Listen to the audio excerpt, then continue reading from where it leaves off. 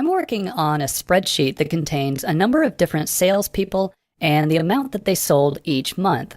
And I need a way of visualizing these numbers so I can easily see how each salesperson is doing month to month. I could just put them all into one big chart, but while this may look cool, it's not exactly easy to read, and it would be almost impossible to pinpoint a specific salesperson on this chart. Luckily, in Excel 2010, there's another option called Sparklines that will allow us to give each salesperson a separate miniature chart that fits into a single cell. In this case, we'll be putting a sparkline on each row, so it'll be right next to its source data. To get started, select the data for a single sparkline. In most cases, that will mean a single row or column. And then on the Insert tab, there is a Sparklines group that has commands for the three different types: line, column, and win-loss. I'll select line. And we just need to select the location for the sparkline, which will be the cell right next to our selection. And there's our first sparkline. We'll copy this the same way that we copy a formula, by dragging the fill handle.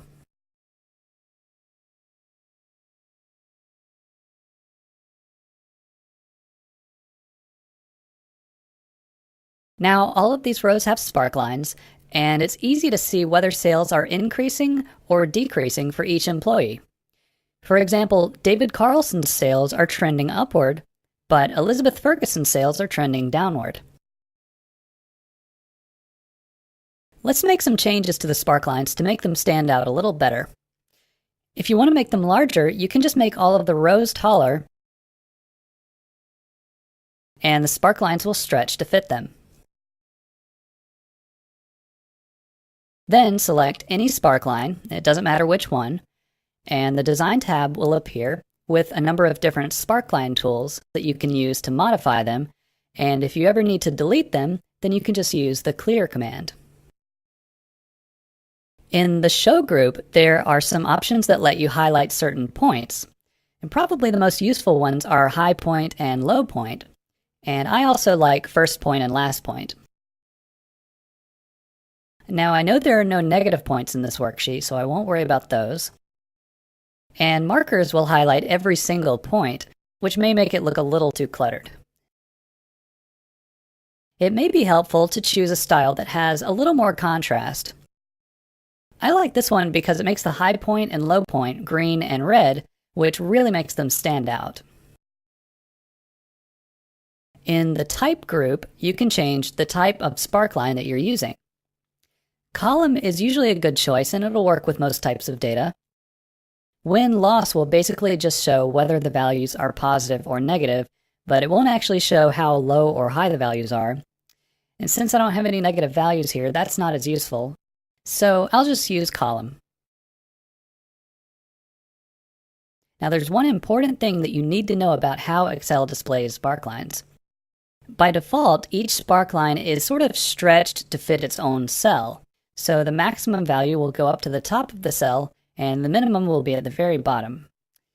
The problem with this is it doesn't show you how high or low the values are compared to the other sparklines.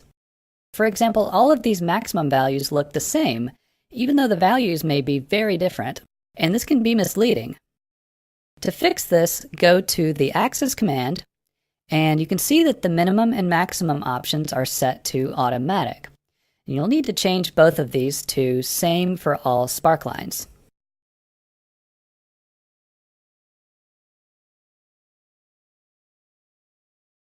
And now we can see that the maximum in this sparkline is much higher than the maximum in this one.